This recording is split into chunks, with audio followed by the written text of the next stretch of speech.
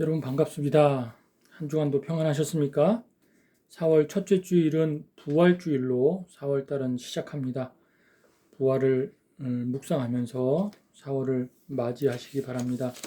여러분, 기독교의 핵심은요, 십자가와 부활에 있습니다. 만일 십자가는 있는데 부활이 없다 그러면은 십자가에서 죽은 모든 사람들의 죽음, 특별히 예수님이 십자가에서 죽었는데 죽고 3일 만에 부활하지 않았다라고 하면요, 그 죽음은 속된 말로 얘기하면 개죽음입니다. 그래요. 부활이 없으면은 정말 허망한 죽음입니다.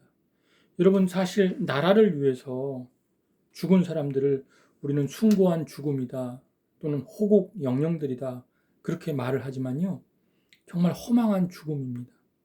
왜냐하면 이 땅에 어떤 나라도 영원한 나라는 없어요.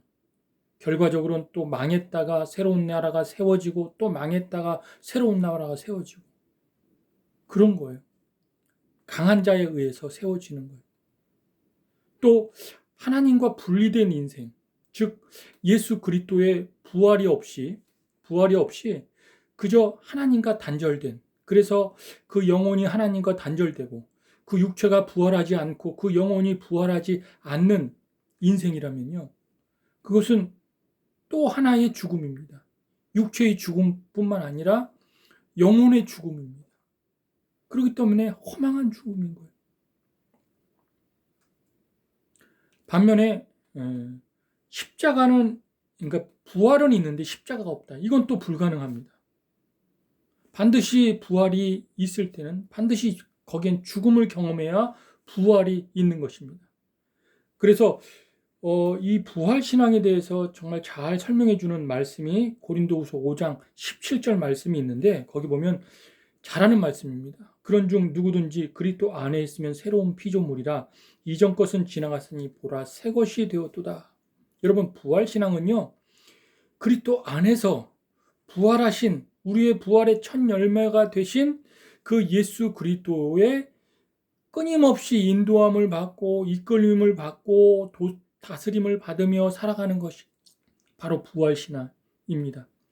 새로운 피조물로서 그 예수를 믿는 그 순간 우리의 가치관이 바뀌고 삶의 목표가 바뀌고 무엇을 살아가야 할지 바라보는 대상이 바뀌고, 그러면서 우리의 부활 신앙이 새로운 피조물로서, 과거의 옛사람은 죽고 여기 그 이전 것은 지나갔다, 이 말은 우리의 그 과거의 옛사람은 죽었다. 우리 옛사람이 어떤 사람이죠? 저와 여러분의 옛사람이 옛날에 예수 믿기 전에 여러분은 어떻게 살았어요?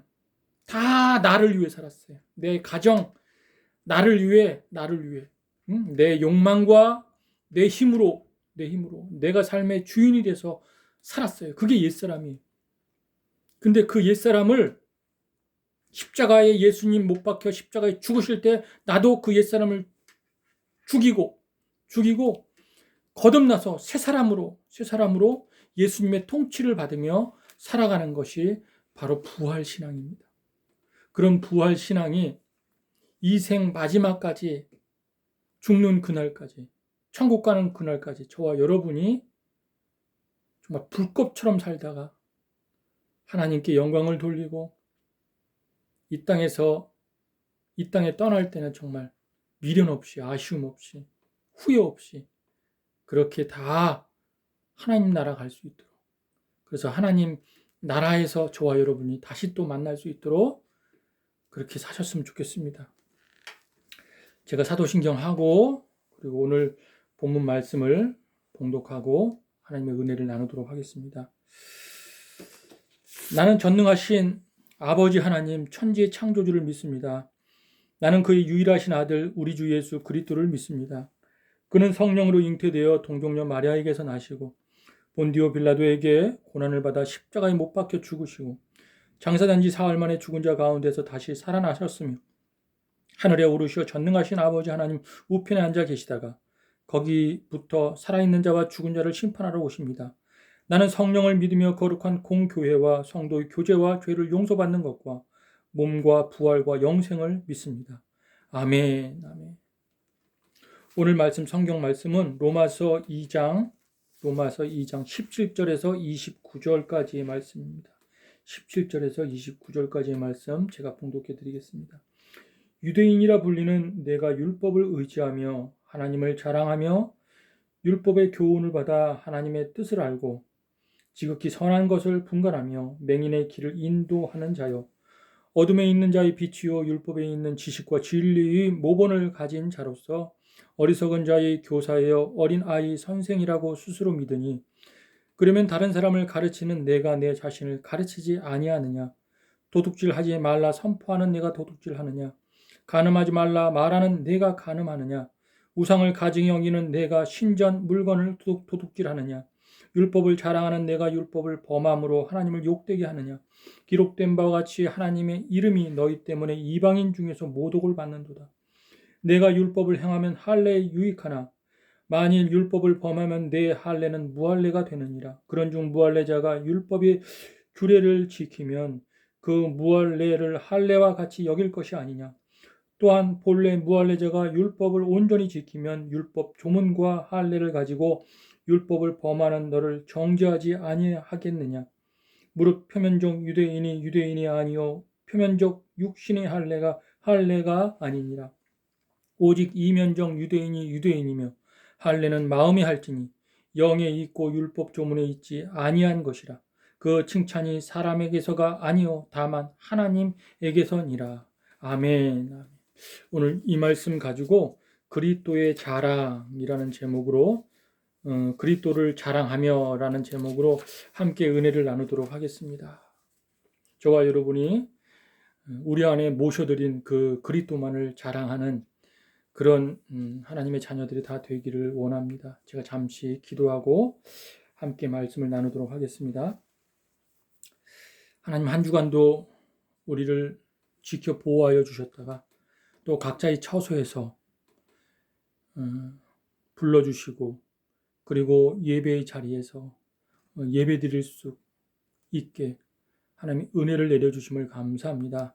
이 팬데믹 시대에 하나님 마음이 동요되지 아니하고 늘 각각 하나님이 우리에게 언약을 주신 그 언약을 붙들고 몸부림치면서 신앙생활 또 우리의 병영생활 잘할 수 있도록 하나님 은혜 위에 은혜를 더하여 주시옵소서. 연약합니다. 부족합니다. 모자랍니다. 어떨 땐 의심이 들 때도 있고 어떨 땐 마음이 흔들릴 때도 있고 어떨 땐 앞날이 막막해서 어떻게 살아야 할지 불안에 떨 때도 있습니다. 하나님, 우리 눈에 보이지 않고 우리 손에 잡히지 않지만 우리에게 영원한 말씀인 이 성경 66권을 우리에게 허락하여 주셨사오니 이 성경을 그 어느 때보다도 가까이 하여 정말 몸부림치며 말씀을 묵상하게 하여서 에녹과 같이 믿음의 선배들과 같이 주님과 동행하는 삶이 지속되게 하여 주시고 하나님이 베풀어 주신 그 은혜를 잃어버리지 않고 계속 유지할 수 있도록 보존할 수 있도록 은총을 더하여 주시옵소서. 우리 간부들 가정마다 또 개인마다 우리 용사들 개인 심령 속에 더 깊이 하나님 그 중심에 자리 잡아 주셔서 하나님 날마다 말씀하여 주시고 하늘의 신령한 위로로 위로하여 주시사 아무리 힘든 작전이나 병영생활도 굳굳하게 이겨나갈 수 있도록 하나님 함께하여 주시옵소서. 너무나 한 생명 한 생명이 너무나 소중합니다. 하나님 천하를 다 바꾼다 할지라도 한 영혼과 바꾸지 않으실, 정말 한 사람이 이 천하에 있다 할지라도 예수님이 육신을 입고 오실 그렇게 우리를 사랑하신 그 사랑을 날마다 덧입고서 치열한 영적 싸움에서 승리를 경험하며 살아가는 우리 수색대대와 우리 육사단의 모든 부대원들 다 되게 하여 주시옵소서. 말씀을 나눕니다. 말씀이 우리에게 깊이 새겨지는 그런 말씀 되게 하여 주시고 사랑이 많으신 예수님의 이름으로 기도드렸습니다. 아멘. 아멘. 여러분, 그리스도의 자랑이라는 제목으로 함께 은혜를 나누겠는데요. 여러분도 각자가 남들보다 여러분 자신만이 가지고 있는 탁월함이 있을 것입니다. 자랑할 만한 것이 있을 것입니다. 우리는 또 수색대대, 어머니 교회가 수색대대를 섬기고 있는데 수색대대도 보면 다른 대대와 비교가 안 되는, 특별히 수색대대만의 자랑거리가 있을 것입니다. 그리고 우리 용사들과 간부들도 자랑거리가 있을 것입니다. 여러분 이런 말 들어보셨는지 모르겠어요. 여수에는 돈 자랑을 하지 말라. 그리고 또 순천에 가서는 인물 자랑을 하지 말라. 그랬습니다. 그리고 벌교에는 주먹 자랑을 하지 말라. 그런 말 들어보셨나요? 왜 그런 말이 나왔을까 생각해 보는데 벌교에 가니까 이 건달들, 주먹들이 많았나 봅니다. 과거에. 그러니까 주먹 자랑하지 말라. 했다가 돼지게 맞는다. 그리고 또 이 순천에는 인물들이 굉장히 많았나 봅니다. 그 인물들이 무슨 뭐 훌륭하고 똑똑한 인물인지 아니면은 뭐 멋있고 잘생긴 인물인지는 잘 모르겠어요. 근데 인물들이 많았으니까 그런 말이 나왔겠죠. 그리고 또 여수에는 돈 자랑을 하지 말라.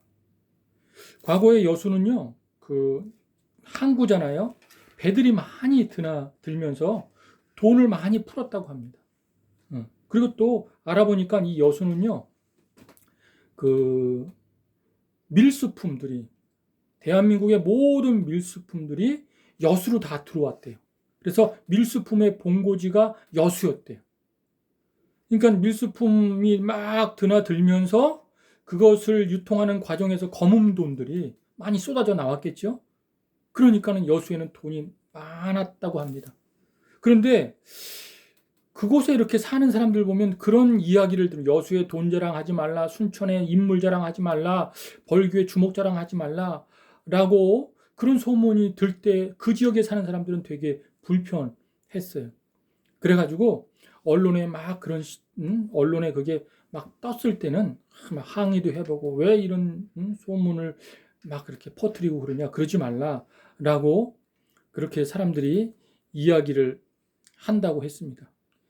자, 이와 같이 유대인들에게도요, 세 가지의 자랑이 있어요. 아주 그 자랑, 자부심, 자긍심이 굉장히 대단했는데 그 중에 첫 번째가 뭐냐면요. 유대인들은 자신들이 하나님이 선택한 선민이다. 어떤 선민 의식, 선민 사상이 아주 가슴속 깊이 뿌리 잡고 있어가지고 굉장히 자기네 민족을 특별하게 생각했습니다. 여러분 자신을 특별하게 생각하고 자기 민족을 특별하게 생각하는 거 이면에는 항상 배타성이 있어요. 우리는 위대하다. 그러니 너희들은 비천하다. 이런 배타성이 있어요. 그러니까 이방인들을 개, 돼지 취급을 했습니다. 자기들은 하나님의 택하신 선민이다. 특별한 사람들이다. 그런 생각을 가지고 있고 또 하나는 그 유대인들 안에 정체성의 뿌리인데 그 정체성의 뿌리가 첫째는 자기들이 선민이라는 선민의식을 가지고 있고 또 하나는 뭐냐면 자기들에게는 토라가 있다. 율법이 있다. 하나님이 주신 토라가 있다. 그 자랑이 굉장히 강했습니다. 그 자긍심과 자부심이 굉장히 컸습니다. 자기들은 토라가 있다. 응? 여러분 그래서 이 유대인들은요 율법을 특히 하나님의 말씀을 얼마나 사랑했는지 몰라요.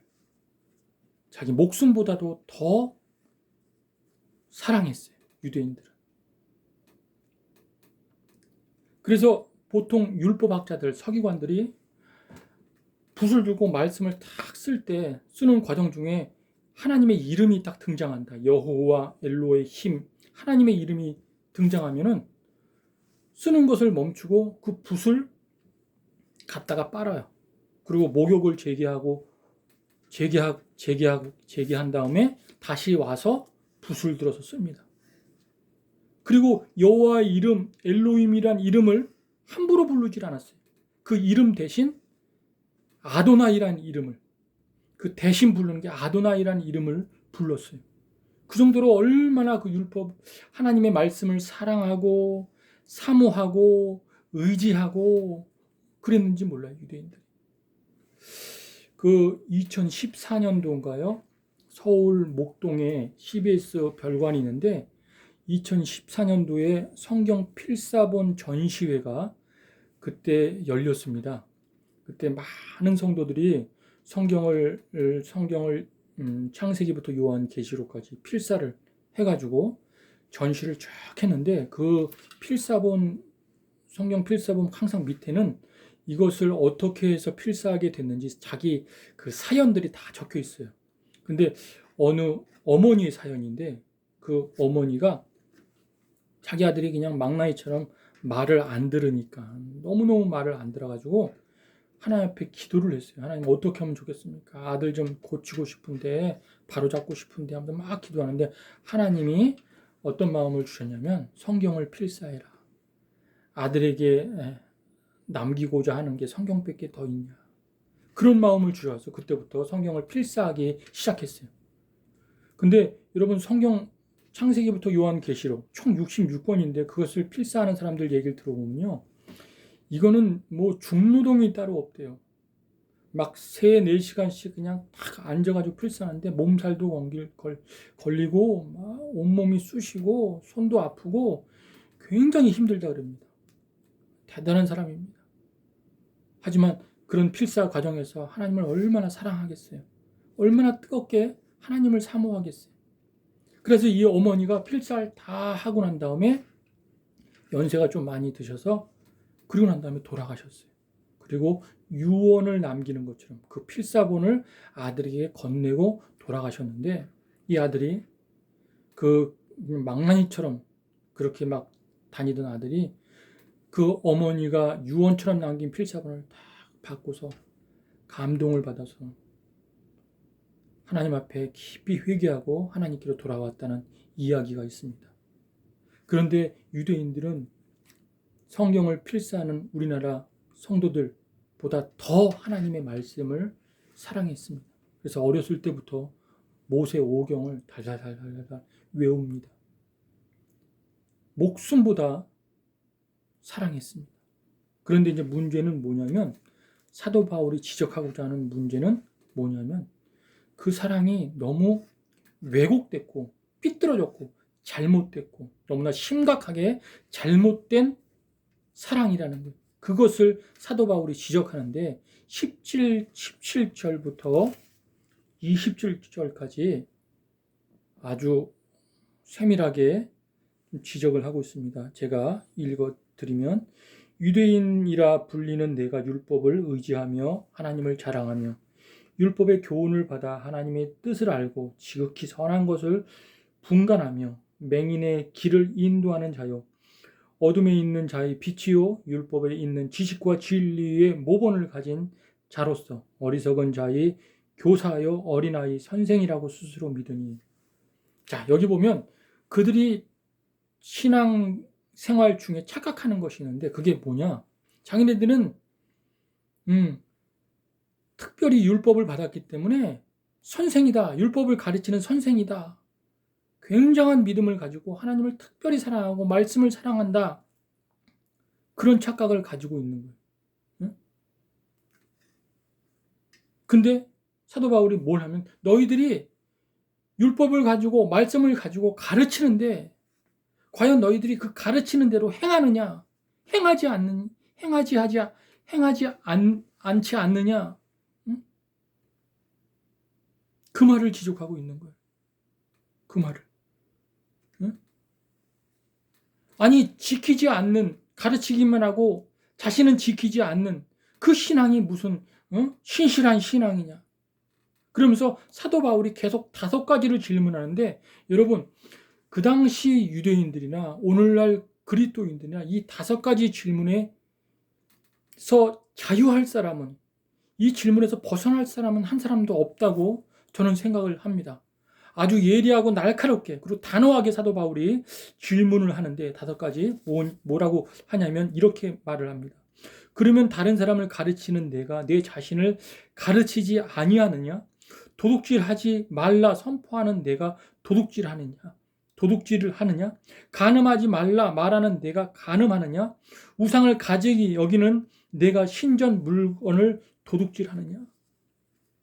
자, 그 당시에 유대인들이 말씀을 회당에 들어가서 가르치는데 가르치는 내가 그 가르침을 본인들은 지키지 않는다는 거예요. 적용하지 않는다는 거예요.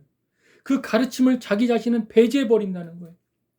도둑질을 하지 말라고 그렇게 말하면서 자기들은 도둑질하고, 우상숭배하지 말라고 하면서 자기들은 우상숭배하고, 간음하지 말라고 하면서 자기들은 간음한다는 거예요. 여러분, 지난 시간에 기억나십니까? 제가 말씀을 나눴는데 하나님의 심판이 진리대로 이루어진다. 진리에 대해서 말씀했습니다. 하나님의 심판이 진리대로 이루어진다. 그 당시 로마 시대의 헬라 문화, 그리스 문화가 로마 시대 전반적으로 다 지배하고 있었는데 로마 시대의 사람들, 그리스 문화 속에 있는 사람들의 진리는요, 그 당시의 진리는 거짓이 아니라 바로 현상이었습니다. 보이는 것. 그 진리의 반대는 보이는 것. 현상, 진리의 반대는. 진리의 반대가 거짓이 아닙니다. 그렇게 생각을 했습니다. 그러면 현상의 반대는 뭐예요? 보이지 않는 것. 마음의 실체, 마음의 동기, 마음의 뿌리라고 제가 지난 시간에 말씀드렸는데, 뿌리. 그러니까 예수님이 진리에 대한 진리를 바라보는 관점과 이 유대인들이 진리를 바라보는 관점이 너무너무 다른 거예요. 마태복음 5장 27절에 보면은 이렇게 말을 해요. 예수님이 너희는 간음하지 말라 하였다는 것을 들었으나 나는 너희에게 이르노니 음욕을 품고 여자를 보는 자마다 마음에 이미 간음하였느니라. 유대인들의 진리의 기준은 간음을 행했느냐 행하지 않았느냐, 그게 진리의 기준이었어요.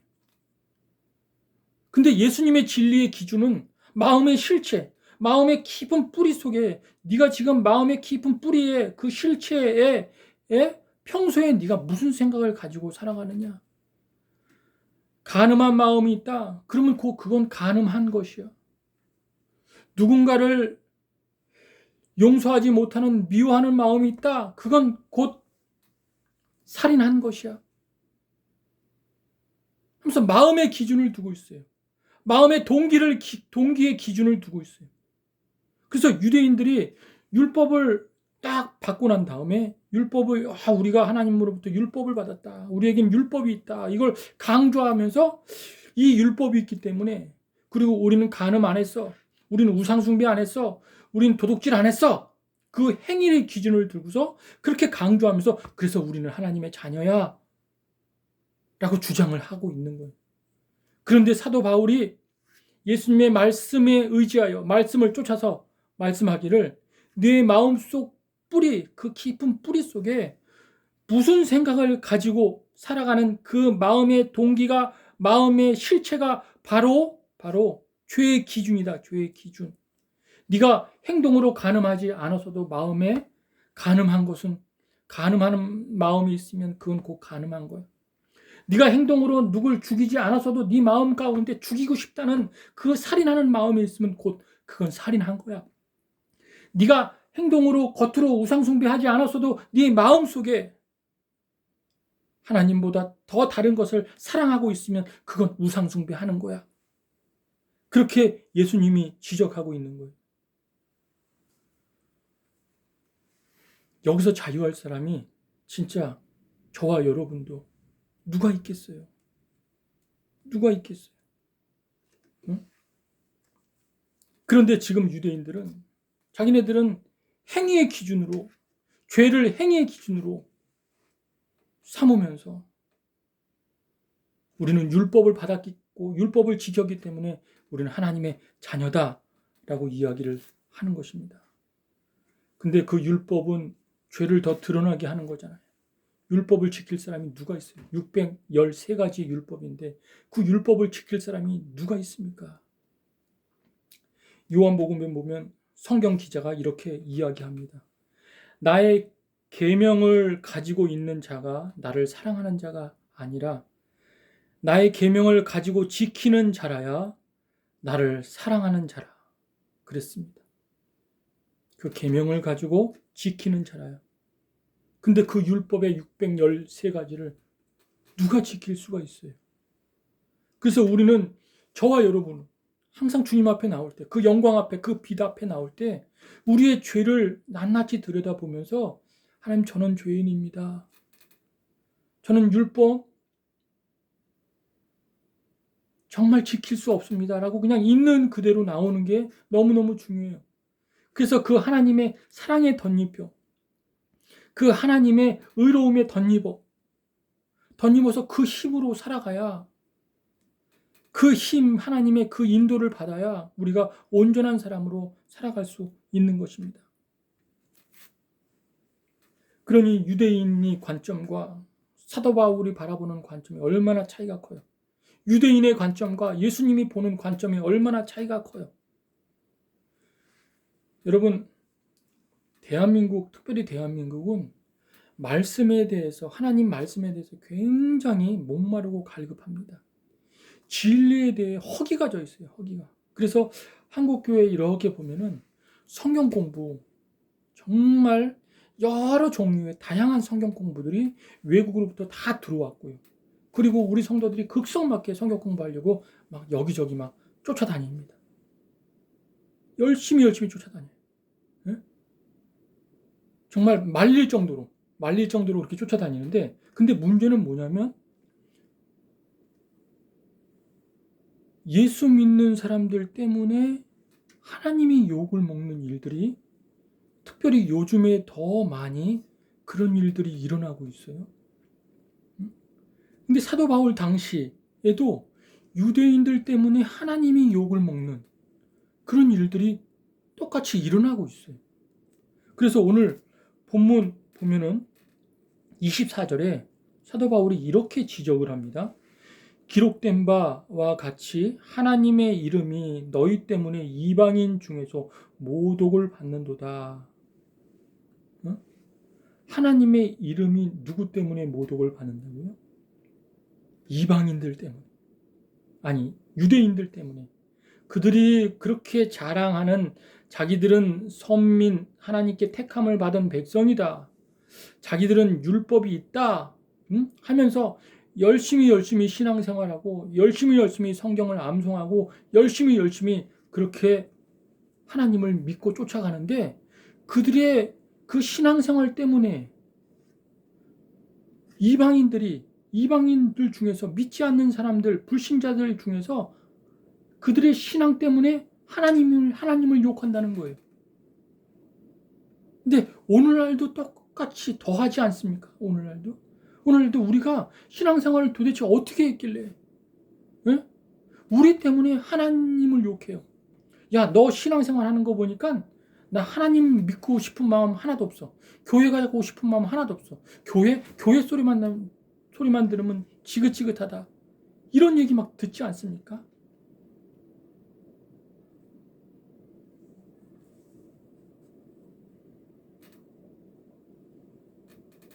너무나 심각합니다. 유대인들이, 오늘날 우리들이 하나님을 믿지 않는 사람들보다 욕심이 더 많고요, 더 이기적이고요, 심보가 더 못됐고요, 그리고 또 자기밖에 몰라요. 너무나 심각합니다. 이런 현상들이 오늘날 한국교회에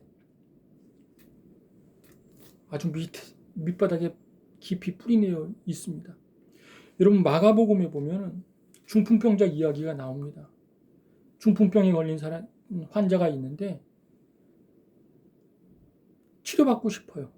그래서 친구 4명이 그 중풍병자를 데리고 갔는데, 예수님이 어느 집에 들어가서 말씀을 전하는데, 그냥 예수님의 말씀을 들으려고, 예수님 말씀을 배우려고 정말 발 디딜 틈새 없이 사람들이 가득 차서 문까지 막아버렸어요. 문까지 막아버렸어요. 근데 중풍병자가 그 문으로 들어가야 되는데 문까지 탁 막아버려 있으니까는 들어가지 못하고 지붕을 뜯어가지고 들어가요. 친구의 도움으로 지붕을 뜯어서. 그 문을 틀어막고 있는 사람이 다른 이방인이 아니라 바로 유대인들, 말씀을 배우려고 모여들었던 사람들이에요. 근데 정작 중풍병자가 고침을 받지 못해요. 응? 말씀을 듣겠다고 모여드는 사람들이 유대인들인데 그들 때문에 정작 고침을 받아야 될 사람이 고침을 받지를 못하고 있는. 똑같아. 이 말씀과 똑같습니다. 하나님의 이름이 너희들 때문에 욕을 먹는다. 그 말과 정확히 일치하지 않나요?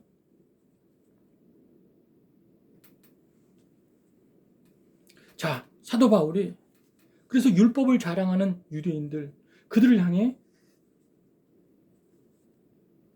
그렇게 지적하면서 또 하나 그들이 자랑하는 것이 있는데 그게 뭐냐면 할례입니다. 할례. 몸의 할례. 근데 그 할례를 그들이 슬쩍 그 율법과 연관시켰어. 우리가 하나님으로부터 언약을 받은 율법을 받은 백성이며 그 율법 속에 바로 할례라는 것이 우리 중심에 딱 자리 잡고 있기 때문에 우리는 바로 틀림없이 하나님의 자녀요. 구원받은 자요. 하나님이 기뻐하는 민족이요 백성이다. 라면서 그걸 막 자랑을 하고 있는 거예요. 그러니까 사도 바울이 또 그 할례 부분도 아주 단호하게 예리하게 그렇게 꾸지라고 지적을 합니다. 여러분 이 할례는요. 이 할례가 왜 율법과 연관성이 있는가? 그들이 강조하는 할례가 왜 율법과 연관성이 있는가? 이걸 볼 때는 구약적인 좀 배경을 살펴볼 필요가 있습니다. 이 할례는 되게 중요합니다. 원래 이 할례가 시작된 것은 아브라함 때부터 시작됐는데 아브라함이 하나님의 명령을 받고 인도를 받고서 가나안 땅까지 왔습니다. 가나안 땅 딱 들어와서 하나님이 아브라함에게 딱 나타나가지고 일방적으로 약속을 합니다. 무슨 약속을 하냐? 내가 너로 큰 민족을 이루고 너의 모든 민족이 복을 받게 하고 그리고 그 복은 내 몸에서 날 후손을 통해서 이루어질 것이다 라고 약속을 합니다. 그리고 도장을 찍는 행위를 해요. 도장을 찍는, 즉 계약서에 서명을 하는 행위를 해요. 그게 뭐냐면 하나님이 살짝 아브라함을 잠들게 한 다음에 그 이상 중에 나타나서 새를 반으로 쪼갠 그 고기 사이로 햇불이 지나가는 그런 환상을 보여줘요. 그 이상을 보여줘요. 이게 바로 하나님의 아브라함